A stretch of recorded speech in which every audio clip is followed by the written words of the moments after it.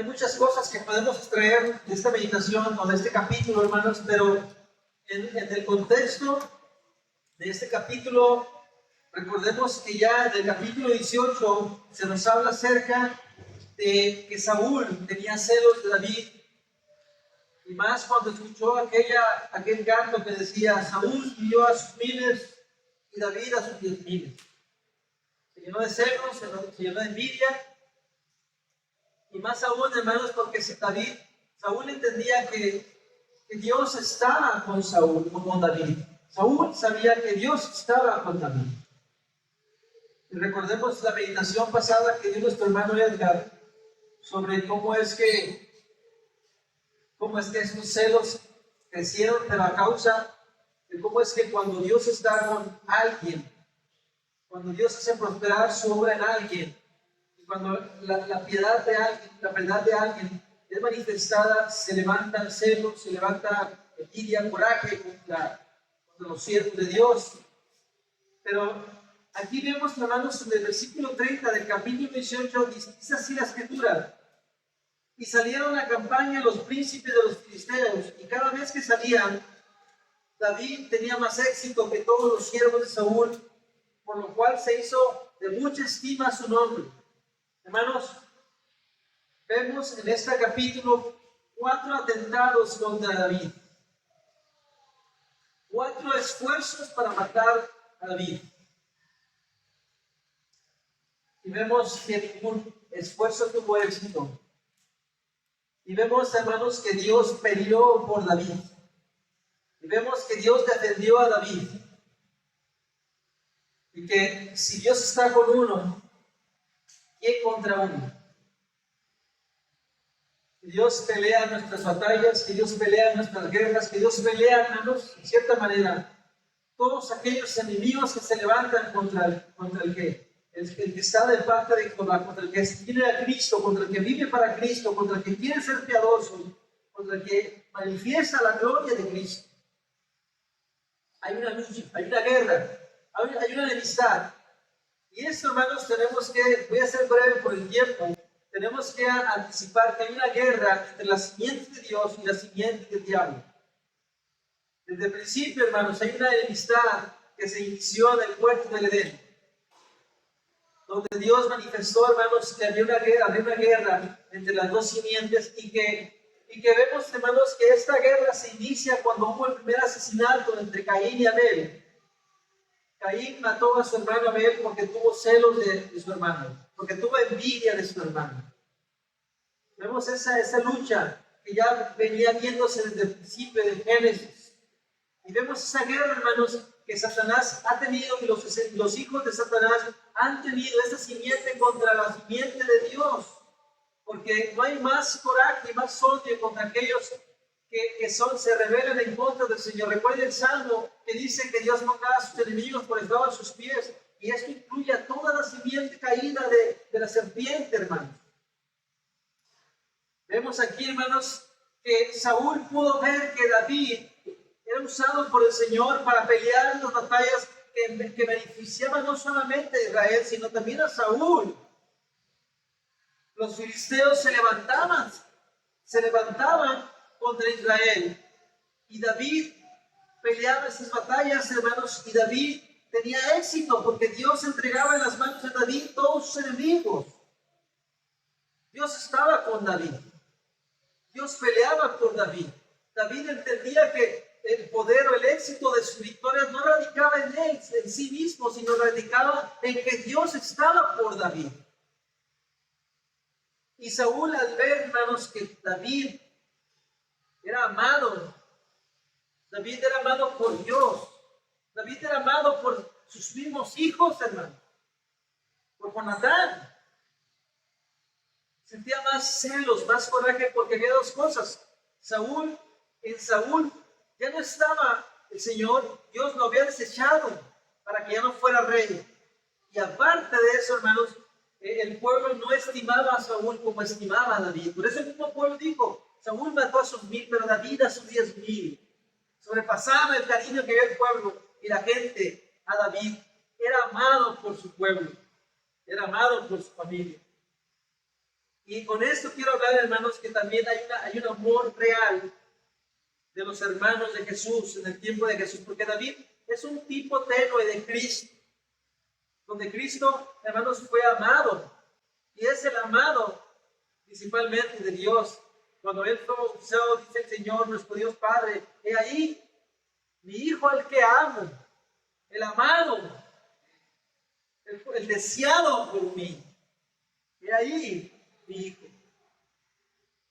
Y ese mismo amor del Padre al Hijo provoca los celos de su pueblo. Cada vez que se manifestaba la gloria de Dios en Cristo, hermanos, había un odio de los judíos a Jesús.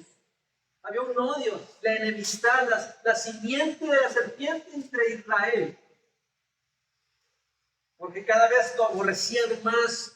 Al no encontrar pecado en él, al encontrar fidelidad, santidad, justicia, dice el Señor, ¿qué pecado hay que ustedes usen para reprenderme? Noten, hermanos, cómo Cristo padeció persecución, odio, aborrecimiento, y él mismo dice, el mundo, iglesia, los va a aborrecer, no los va a amar. Entre más seamos amados por el Padre, más seremos aborrecidos del mundo. Y si eso hicieron, hermanos, con Cristo, ¿qué no harán con nosotros, la iglesia? Y entre más quieras vivir justo, piadoso y santo, más odio tendrás, y por lo en tu propia casa, amado. Por eso dice la Biblia, los enemigos del hombre serán los de su casa. Hermanos, los enemigos de David eran los filisteos, pero eran más los de su casa.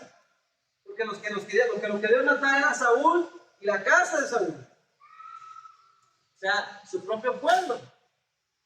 Lo persiguieron. Tuvo cuatro intentos. Primero, fue un intento en secreto, hermano.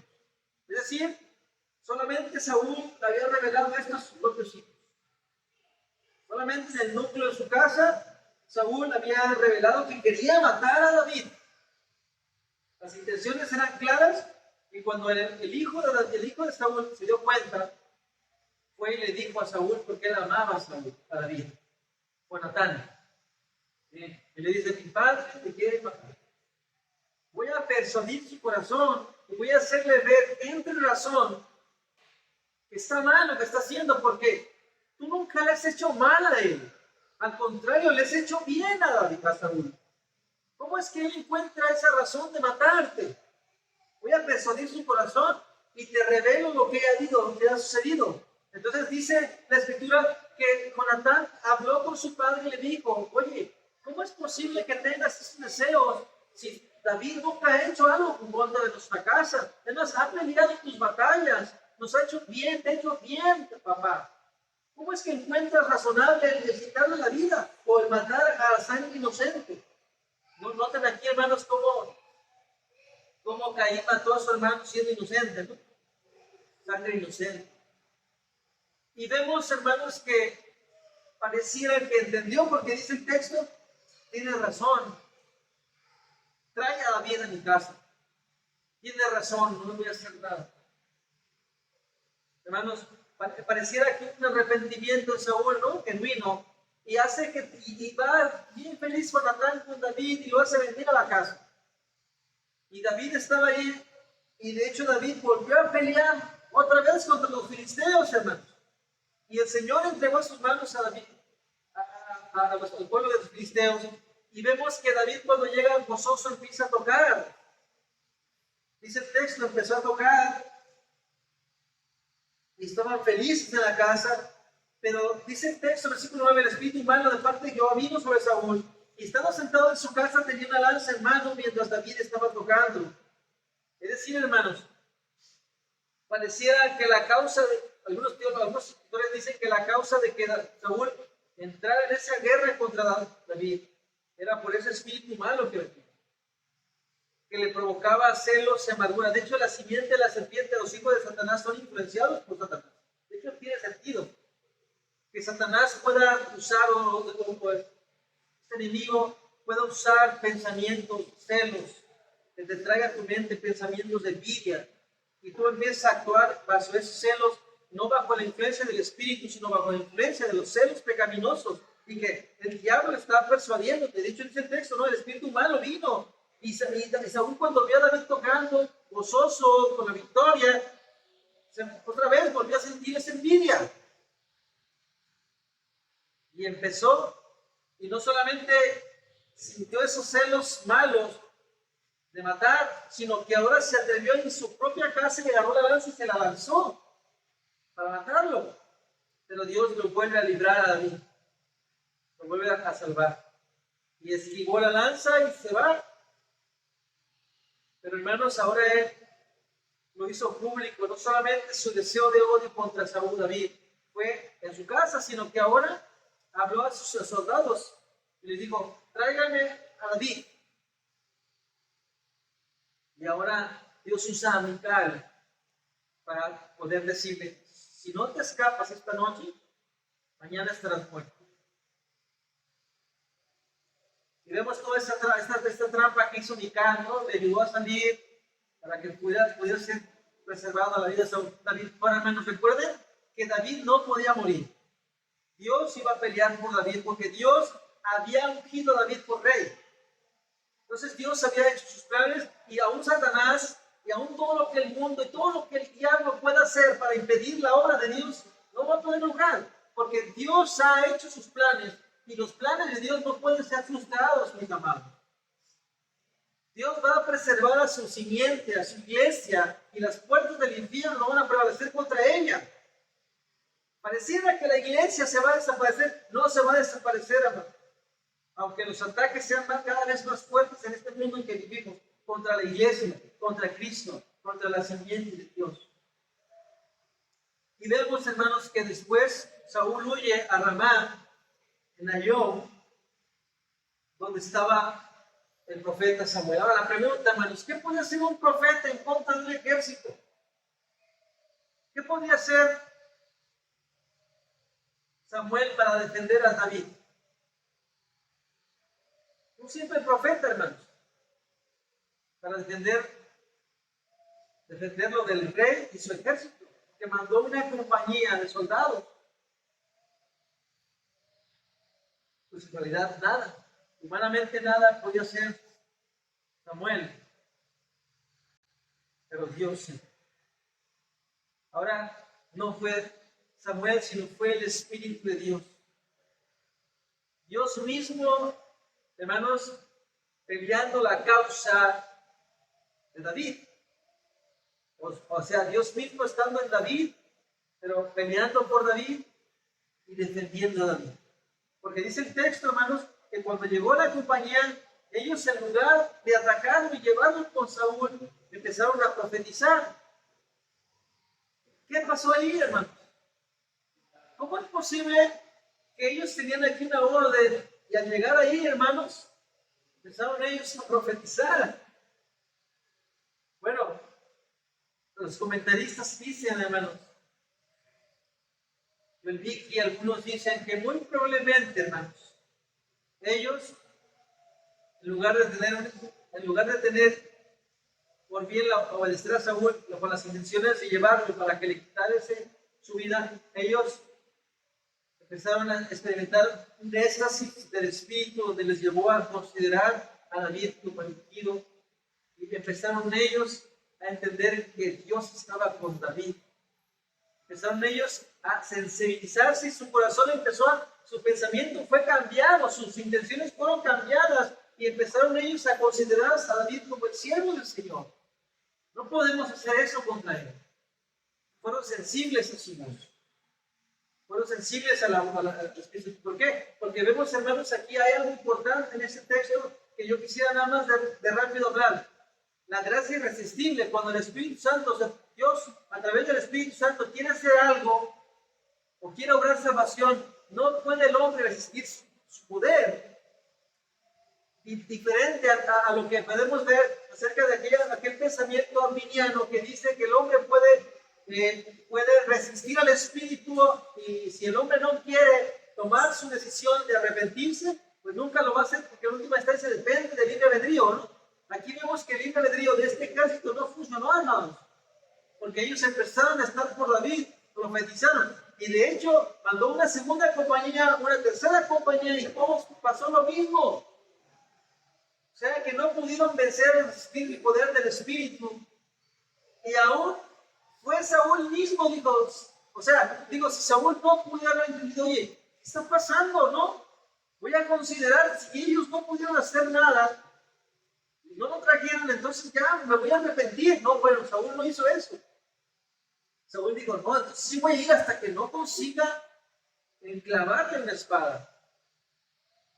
Y cuando va con las intenciones principales del odio en su corazón, va y termina profetizando. Va y termina, hermanos, siendo persuadido por el Espíritu Santo. Y las intenciones de Saúl cambiaron en ese momento, porque empezó a profetizar. De hecho, termina el texto diciendo, ¿cómo? ¿Saúl es de los profetas? Hermanos, aquí Dios nos deja ver una enseñanza muy práctica, de que lo que se propone Dios hacer, y lo que Él se ha propuesto hacer con su iglesia, en su obra, su reino, el reino de los cielos, que se ha acercado a través de Cristo, tenía un plan, y ese plan se va a cumplir, y nada de lo que se haga en esta vida va a frustrar los planes de Dios. Y todo lo que el Señor se ha propuesto hacer por medio de su Espíritu, lo va a llevar a cabo. Así es que todos los elegidos del Señor vendrán a Él y se arrepentirán. Porque el Señor, en su santo poder, va a llamar, justificar y santificar. Y no hay nada, hermanos, en este mundo. Ahora, si tú dices, oye, pero ¿por qué aquí no resistieron al Espíritu? No es porque el Espíritu no pudo transformarlos, es porque no fueron llamados a la salvación eternamente. Por eso el Señor le dice a los fariseos, ustedes no pueden creer en mí, ustedes no pueden arrepentirse, no porque el Espíritu Santo no pueda persuadirlos, o no porque Dios no pueda transformarlos, no, porque ustedes no fueron de mi Padre, no fueron elegidos. O sea, ustedes no son de mi Padre, es decir, no fueron los que el Padre apartó para que creyesen en mí. No es porque el Espíritu Santo no pueda. Hermanos, un ejemplo muy práctico lo vemos, la intención resuelta de Saúl era matar a David. No lo hizo, no pudo. Porque Dios peleó por David. Y hermanos, eso nos apunta, eso nos enseña que este evento enseña que la obra de Cristo, cuando Él vino a la tierra, no es que Cristo, hermanos, cuando vino a este mundo a implantar su reino, fracasó en la cruz. No, en la cruz Cristo no fracasó, como algunos piensan. ¿Cómo es si Él era el Rey de Reyes, el Hijo de Dios, terminó colgado en una cruz? ¿No? El plan de Dios, amados, era que Él debía, primeramente, antes de ponerse la corona de gloria, como el Rey que es, primeramente tenía que ponerse, o tenía que ser puesta la corona de espinas, donde Él venía a pelear la batalla, la guerra por su pueblo y a ponerse en el lugar de sus escogidos, de sus amados. Y el propósito de Cristo es que Él iba a morir en la cruz. Y la gloria de Dios manifestada iba a ser puesta en esa cruz. Es decir, Dios iba a manifestar su amor, su gracia, su justicia en esa cruz. Y Cristo vino a cumplir esa obra. Y que Él iba a ser exaltado, iba a entrar a su fiesta, a su gloria, coronado en gloria, hermanos. Y que ahora Él viene para reinar sobre todos aquellos que Él ha llevado a esta salvación. Pero algo que nos lleva a entender es que la iglesia, por muy perseguida y por muy atacada que pueda ser, la iglesia es llamada primeramente a padecer, primeramente a sufrir persecución. ¿No dice Cristo, bienaventurados sois por cuanto por mi causa os vituperen, los calumnian y hablan toda clase de mal diciendo contra vosotros? Gozaos y alegrados, dice, porque su galardón está puesto. La vida del cristiano es como la vida de David, persiguiendo la simiente de la serpiente, a Cristo persiguiendo la simiente de la serpiente, y a la iglesia persiguiendo la simiente de la serpiente. Todo el tiempo esta recapitulación ha sido y ha servido en nuestro tiempo para enseñarnos que la palabra de Dios nos enseña, hermanos, que nosotros como creyentes tenemos una guerra no contra lucha ni contra carne ni sangre, sino contra principados, contra gobernadores de las tinieblas, que nuestra lucha es, hermanos, contra Satanás, contra el pecado y contra el mundo que Satanás impera. Pero que al final de cuentas, quien pelea por nosotros es Dios. Que Él pelea nuestras batallas, que Él peleó por nosotros. El Espíritu Santo está en favor de los redimidos, a pesar de que Él nos lleva a los desiertos que Él quiere llevarnos. Pero nunca va a llegar tarde, sino oportuno la ayuda. Vemos aquí, hermanos, 4 intentos para asesinar a David. Todos los intentos fracasaron. Ya sea que Dios use a personas, ya sea que Dios use algunas instituciones, o ya sea que Dios intervenga directamente, como lo que vemos en este capítulo. Pero Dios va a hacer su obra. Y entre más, hermanos, esta iglesia quiere ver la gloria de Dios, y entre más esta iglesia pueda tener éxito en la gloria de Dios, más va a ser perseguida y atacada. Eso es una garantía, hermano. Entre menos glorifiquemos a Dios como iglesia, menos vamos a ser atacados. Entre más la iglesia sea más como el mundo, pues menos persecución. Entre más la iglesia sea como Cristo, entre más la iglesia glorifica a Dios, más persecución habrá. Entonces tenemos que saber, hermanos, que si nuestra iglesia es atacada, es golpeada, es perseguida, es porque estamos haciendo la voluntad de Dios.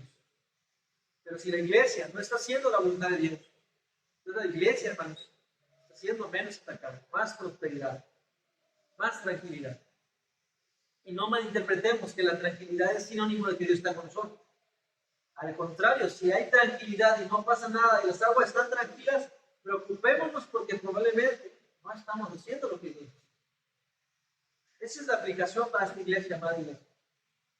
Que si nuestra iglesia no está recibiendo persecución, no estamos viviendo conforme a esa voluntad que Dios ha prescrito. Porque lo que vemos en la Biblia es contrario a lo que pensamos sobre la paz que este mundo ofrece, sobre la tranquilidad que este mundo ofrece.